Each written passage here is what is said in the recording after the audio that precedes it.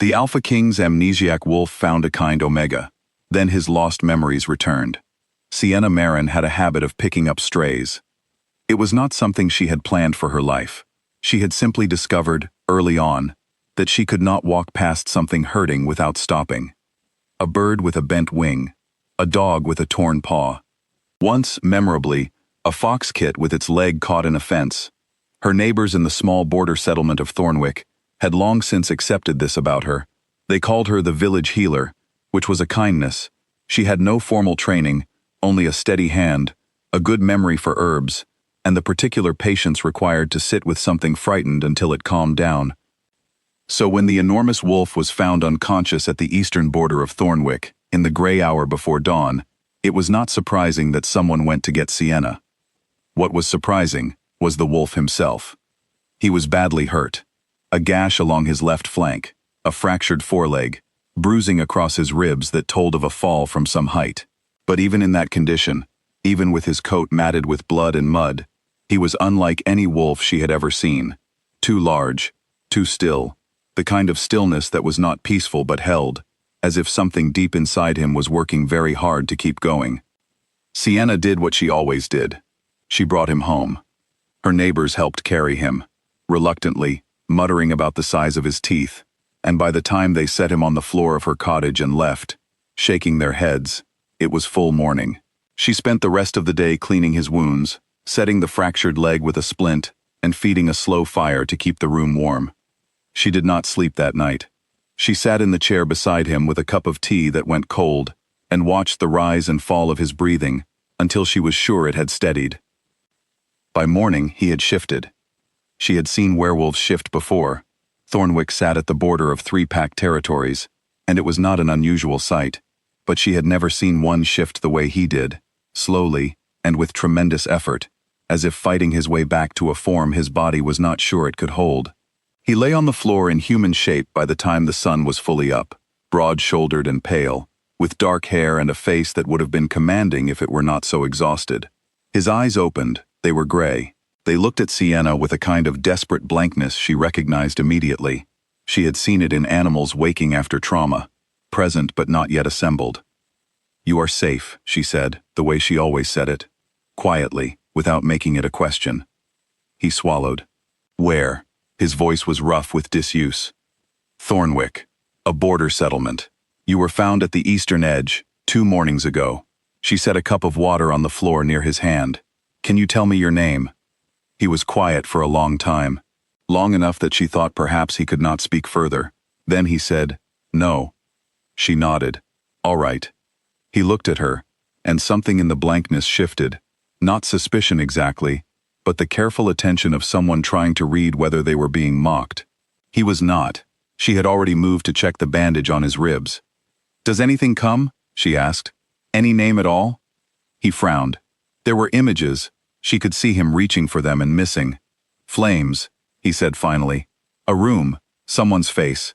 "I can't," he stopped. "Nothing I can hold." "That may change with time," she said. "Head injuries do strange things to memory. You had bruising consistent with a fall. Something significant happened to you before you ended up at our border. You speak like a healer." "I am one, after a fashion." She sat back on her heels. "I am going to call you Cael, only so I have something to call you. You can correct me when you remember." He looked at her for a moment. "Cael," he said, as if testing the weight of it. It was a light name. She had chosen it on purpose. The settlement agreed, grudgingly, to let him stay, largely because Sienna had a way of making her reasonable requests feel unreasonable to refuse, and partly because he was clearly not well enough to go anywhere. He healed faster than any ordinary person would have, which was expected for a wolf of his kind, but even so, it was 3 weeks before he was moving without pain. In those 3 weeks, he was quiet and observant, and deeply uncomfortable with being waited on. He began helping Sienna on her rounds before she asked him to, carrying the heavy basket of medicines, holding a lantern while she worked, or simply standing in doorways so that nervous patients felt someone was keeping watch. He was not warm in the way Sienna was warm, but he was steady. People noticed. What he could not account for was the way other wolves responded to him. Pack members passing through the settlement, would lower their gaze near him without meaning to, the way you lower your voice in a large, quiet building. He noticed it and was visibly baffled by it. Why do they do that? He asked one evening, watching a young wolf from the northern pack hurry past. I don't know, Sienna said honestly. But you do something when you stand very still. Something shifts in you. Whatever you are not a common wolf. I don't feel uncommon. Most people who are don't. She handed him a bowl of soup. Eat. He ate. The weeks became 2 months. The settlement stopped watching him with suspicion and started watching him with something closer to affection, which he handled with visible discomfort. Children would follow him on his morning walks.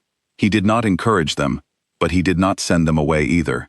And once Sienna looked out of her window and saw him crouch down explaining something to a small girl with enormous seriousness, using a stick to draw in the dirt. She did not know what he was explaining. She found that she did not need to know.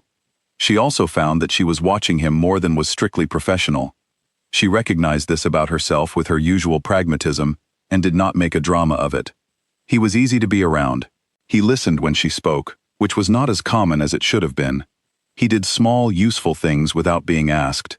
He had a dry, quiet sense of humor that surfaced sometimes in the evening when they sat by the fire, and it always surprised her because she would not have predicted it from looking at him. One evening in early autumn, an elder of the southern pack named Rain came through Thornwick on trading business. She was an old woman with sharp eyes and a long memory, and when she saw Cael crossing the market square, she stopped walking entirely. Sienna was beside her. She felt the elder go very still. What is it? Sienna asked quietly. Rain said nothing for a moment. Then she looked at Sienna with an expression Sienna could not fully read. That man, how long has he been here? Nearly 2 months. He came to us injured, with no memory. Do you know him? Rain watched Cael disappear around a corner. I am not certain, she said carefully. I need to be sure before I say anything. She paused. You should know. There is news from the capital. The Alpha King Caelum Voss has been declared dead. He went missing 3 months ago, after an ambush on his royal convoy. His brother Dorian has assumed the regency. Sienna felt something cold settle in her chest, not from the news itself, which was distant from her small life, but from a feeling she could not yet name. That evening she told Cael. He listened without speaking. When she finished, he sat for a long time with his elbows on his knees and his eyes on the fire, and the expression on his face was one she had never seen on him before. A cold, sourceless unease, like someone standing at the edge of something they cannot see the bottom of. Does that mean anything to you? She asked. Any of it? I don't know, he said. It should, somehow, but I don't know why. She nodded and let it rest. The following week, she told him something she had been sitting with for longer than she should have. It was not a long speech. Sienna was not given to long speeches. They were washing dishes after dinner, which she had always found to be a good time for difficult things, the hands occupied, the eyes elsewhere. I want to say something, she said, and I want you to know before I say it, that I am not asking for anything. I know you may remember yourself someday, and find a whole life waiting. I know I don't have any claim on you. I only want you to know, in case that happens and you leave, that I have come to care for you very much. She kept washing the cup in her hands. That's all. He was quiet for long enough that she thought she had made things uncomfortable. Then his hand, which was very large, and which had been drying a plate very carefully, set the plate down. He reached over and took her hand, soap and all, and held it. He did not say anything. He did not need to. It was 3 nights later that the barn caught fire. A lightning storm had been building since afternoon, the kind that rolls in from the mountains in autumn, with no patience for anything in its way. When the strike hit the old barn at the edge of Sienna's property, she was already awake. She heard the crack and was out the door before she had properly thought about it. Cael was faster. He was already moving when she came out, getting the 2 horses out of the burning structure, while she ran to wake the neighbors. The fire moved quickly, the old wood dry from a long summer, and the second strike came before they were ready for it, hitting a crossbeam that cracked and fell. It fell toward Stale. He moved aside in time, but the impact beside him, the heat, the sound, the way the ground shook, stopped him completely. He stood in the mud outside the burning barn and did not move. Sienna reached him and took his arm, and he turned to look at her, and his face was entirely different. His eyes were not blank. They had never been blank. Not since the first day. They had always been watchful. But now they were full in a way they had not been before. Full and terrible and still. "Cael," she said. "That is not my name," he said. His voice was very quiet. "My name is Caelum Voss." She held his arm and waited. "I remember everything," he said. "The convoy. The ambush. There were men inside it. My own guard. I was thrown into the river at the mountain pass. I thought." He stopped. "I remember my brother's face. He was there." She did not speak. "He arranged it," Caelum said. "Dorian arranged it." They stood in the mud while the neighbors worked to contain the fire, and the rain finally came down in sheets, and Sienna held onto his arm and did not let go.